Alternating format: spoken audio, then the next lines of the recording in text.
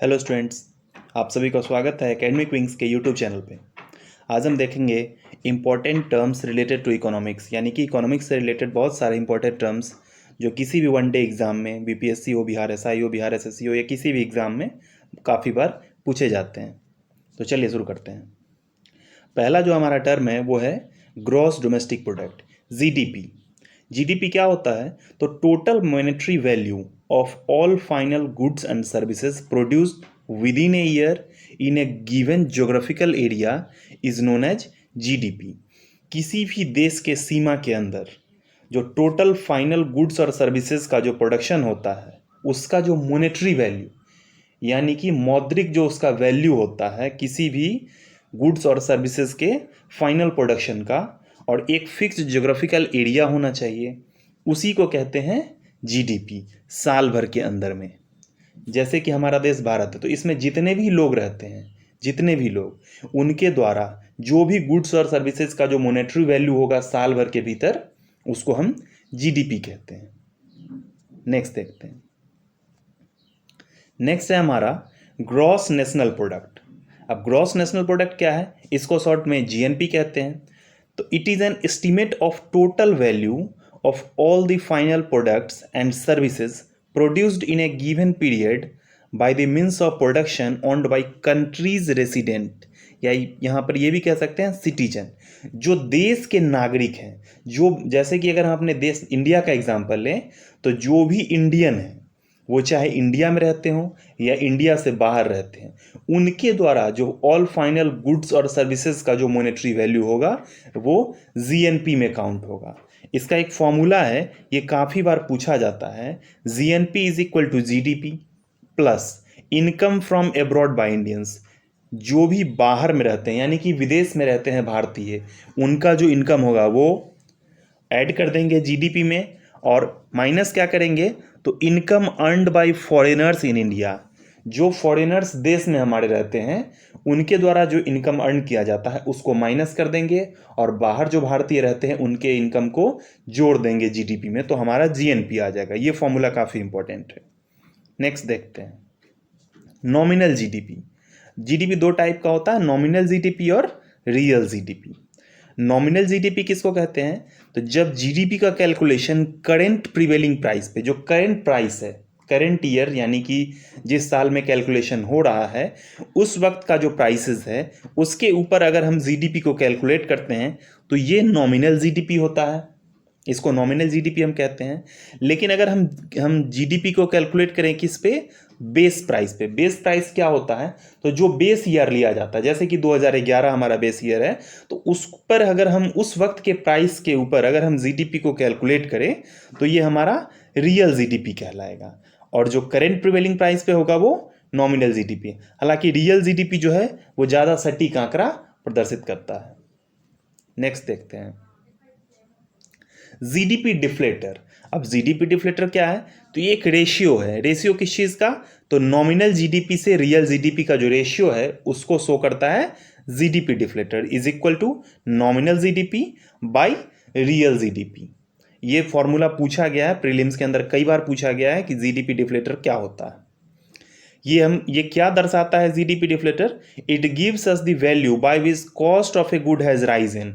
मतलब कि base price के वक्त, बेस ईयर में जो हमारा प्राइस था उससे करेंट ईयर के प्राइस में कितनी की बढ़ोतरी हुई है उसको ये दर्शाता है, from its cost in the base year. Next देखते हैं। नेक्स्ट क्या है हमारा? सरचार्ज। ये थोड़ा सा टेक्निकल टर्म है, सरचार्ज, सेस, और एक और टर्म होता है टैक्स। ये तीन टर्म होते हैं। अगर किसी व्यक्ति का एक सर्टेन अमाउंट ऑफ इनकम है, जैसे कि कोई व्यक्ति 10 लाख रुपया कमा रहा है, तो सरकार उस पर कुछ ना कुछ टैक्स लगाती है उसके अर्निंग का। तो वो जो टैक्सेबल अमाउंट है, यानी कि जो वो टैक्स के रूप में पैसा सरकार को दे रहा है, वो टैक्स हो गया उसके अमाउंट का, इसके इनकम का टैक्स हो गया, वो इनकम टैक्स हुआ। लेकिन वो जो टैक्स दे रहा है उसके ऊपर अगर सरकार टैक्स लगा दे तो वो कहलाएगा surcharge, tax levied on tax, यानी कि टैक्स के ऊपर जो टैक्स लगता है उसको हम सरचार्ज कहते हैं। अब एक दूसरा टर्म है सेस। तो एक तो उस इनकम पे टैक्स लगा, और उस टैक्स के ऊपर टैक्स लगा तो सरचार्ज हुआ। तो अगर टैक्स को और सरचार्ज को दोनों को हम ऐड कर देते हैं तो वो कहलाता है cess. Tax levied on combined value, किस किस चीज़ का? तो टैक्स और सरचार्ज, यानी कि टैक्स और सरचार्ज दोनों का जो कंबाइंड वैल्यू होगा उसको जोड़ के और उसके ऊपर जो टैक्स लगेगा वो सेस कहलाता है। ये बहुत ही स्पेसिफिक पर्पस के लिए लगाया जाता है। जैसे कि 2016 में जो स्वच्छ भारत अभियान हमारे देश में शुरू हुआ था तो उस वक्त स्वच्छता टैक्स लगाया गया था।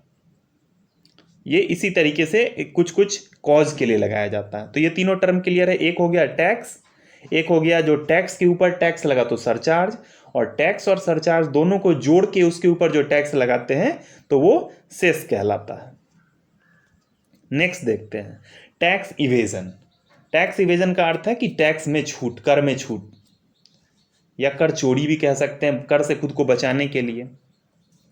तो sometimes people hide there income और सोज रिड्यूस्ड इनकम टू पे लेस टैक्स। कभी कभी लोग क्या करते हैं कि अपने इनकम को छुपाते हैं या कम दिखाते हैं जानबूझकर, कि जितना कम वो इनकम शो करेंगे उतना ही का उनको टैक्स देना पड़ेगा। तो इस तरीके से लोग टैक्स की चोरी कर लेते हैं।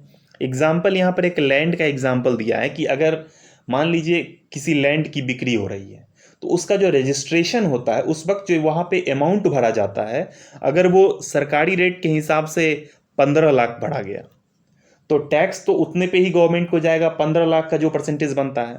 लेकिन जो रियल रेट होता है वो मान लीजिए कि 25 लाख है तो 15 लाख सरकारी रेट हो गया, उसके ऊपर टैक्स गया, और ये जो 10 लाख है वो कैश फॉर्म में लोग लेते हैं और इसके ऊपर कोई टैक्स नहीं लगता है। तो ये इलीगल एक प्रोसेस है और ये कहीं ना कहीं ब्लैक मनी को जनरेट करता है, काले धन को बढ़ावा देता है। ये टैक्स इविजन एक इंपॉर्टेंट टर्म। नेक्स्ट देखते हैं डिविडेंड। डिविडेंड क्या होता है?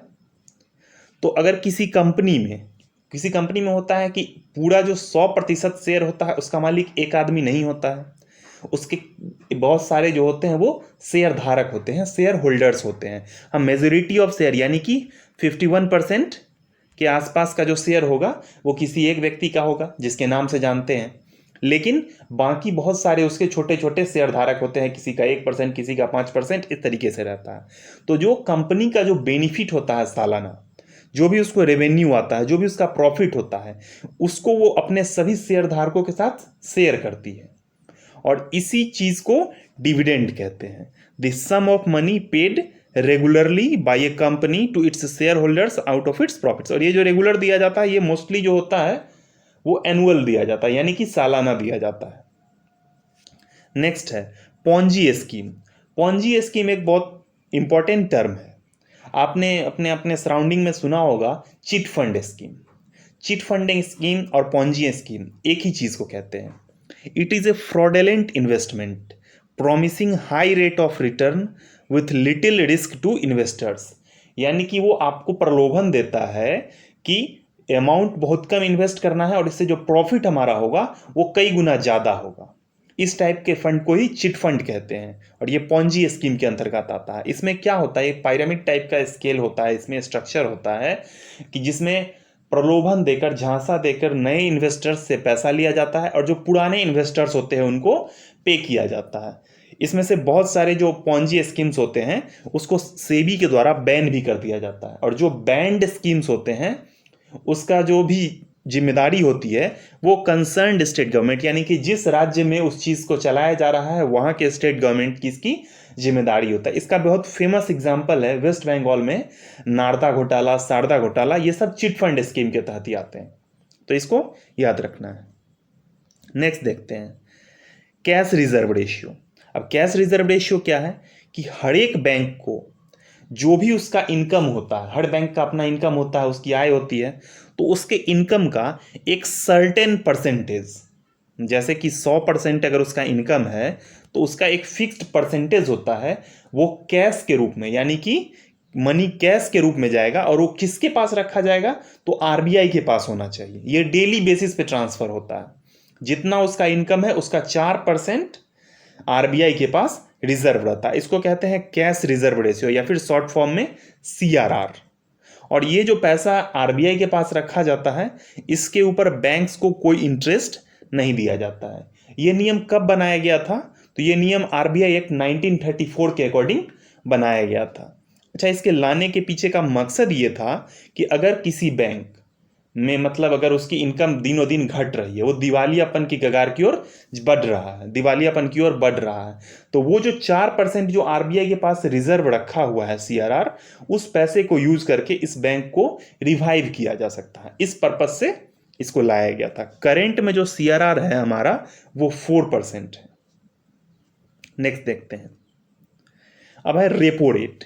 रेपो रेट क्या होता है, रिवर्स रेपो रेट क्या होता है, और बैंक रेट क्या होता है। तो कभी कभी क्या होता है कि आरबीआई जो है वो बैंक्स को पैसे देती है, लोन देती है जरूरत के समय पे, और वो शॉर्ट टर्म भी हो सकता है और लॉन्ग टर्म भी हो सकता है। तो अगर शॉर्ट टर्म है, लॉन्ग टर्म है, तो दोनों का कंडीशन अलग हो जाएगा। अब शॉर्ट टर्म में रेपो रेट देखते हैं कि RBI lends money to the banks, वैसा रेट, वैसा इंटरेस्ट रेट जिसपे कि आरबीआई बैंक्स को शॉर्ट टर्म लोन देती है, बदले में कोलेट्रल भी लेती है, गवर्नमेंट सिक्योरिटीज।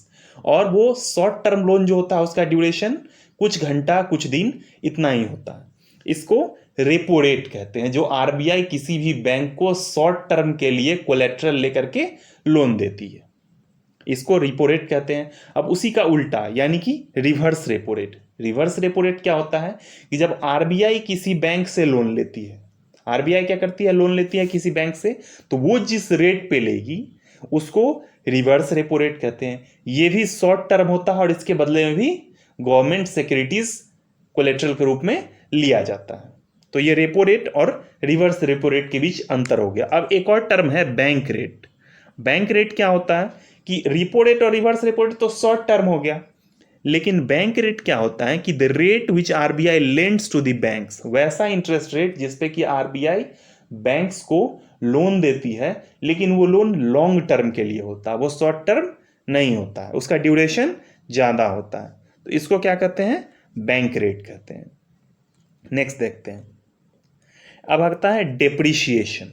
डेप्रिशिएशन यानी कि कमी, टर्म से क्लियर हो रहा है, लेकिन किस तरीके से कमी, तो जब किसी करेंसी का वैल्यू गिर रहा हो, यानी कि करेंसी का वैल्यू फॉल करता है, किस चीज के कंपैरिजन में, तो कंपैरिजन के लिए हम डॉलर को यूज करते हैं क्योंकि सर्वमान्य एक मुद्रा है वो।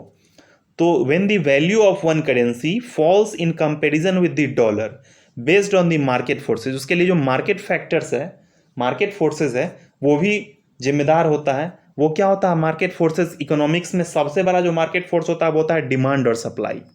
कितना मांग है और कितनी आपूर्ति है, उसके आधार पर अगर किसी भी करेंसी का वैल्यू डॉलर के कंपैरिजन में गिरता है तो उसको डेप्रिशिएशन कहते हैं। और अगर कभी कभी ना ये काम सरकार खुद भी करती है, सरकारी अपने एजेंसियों के द्वारा इसको खुद करवाती है, तो उस कंडीशन में इसको डेप्रिशिएशन न कह के डिवैल्यूएशन कहते हैं। तो अगर मार्केट फैक्टर्स के थ्रू मनी का वैल्यू गिरे तो डेप्रिशिएशन, और अगर सर गवर्नमेंट एजेंसी करती है तो डिवैल्यूएशन। अब इसका ठीक उल्टा है appreciation. The value of one currency rises in comparison with the dollar based on the market forces of demand and supply, it is called appreciation. अगर मार्केट फैक्टर्स जो होता है डिमांड और सप्लाई, उसकी वजह से डॉलर के कंपैरिजन में अगर किसी करेंसी का लेवल ऊपर की ओर बढ़ता है तो उसको एप्रिशिएशन कहते हैं। और सेम यही होता है कि अगर गवर्नमेंट एजेंसी के द्वारा ये करवाया जाए तो इसको कहते हैं वैल्यूएशन। वहां था डिवैल्यूएशन, यहां हो जाएगा वैल्यूएशन। नेक्स्ट देखते हैं। नेक्स्ट है हमारा और आज का लास्ट टॉपिक है हेड काउंट रेशियो। इसको शॉर्ट फॉर्म में एचसीआर कहते हैं। ये क्या है हमारा हेड काउंट रेशियो, तो it indicates the ratio of total number of people below poverty line, यानी कि BPL. Below poverty line, poverty line के नीचे जो लोग हैं उसको टू द टोटल पॉपुलेशन, ये एक रेशियो है हेड काउंट रेशियो, कि टोटल नंबर ऑफ पॉपुलेशन जो है उसकी तुलना में कितने परसेंट लोग हैं, कितने लोग हैं जो बिलो पॉवर्टी लाइन है, यानी कि गरीबी रेखा के नीचे हैं, तो इसको हेड काउंट रेशियो यानी कि एचसीआर कहते हैं। एचसीआर क्या है, वो हमारा people below poverty line by total population. ये गरीबों की एक तरीके से जो कंपैरेटिव जो संख्या है उसको दर्शाती है। तो ये कुछ इंपॉर्टेंट टर्म्स थे इकोनॉमिक्स के जो किसी भी एग्जाम्स में काफ़ी बार पूछे गए हैं। तो इसी के साथ खत्म होता है वीडियो। आप लोगों को अगर ये वीडियो अच्छा लगा हो तो लाइक कीजिए, सब्सक्राइब कीजिए, और हमारा टेलीग्राम चैनल है एकेडमिक विंग, इसको आप सर्च करके ज्वाइन कर सकते हैं। Thank you.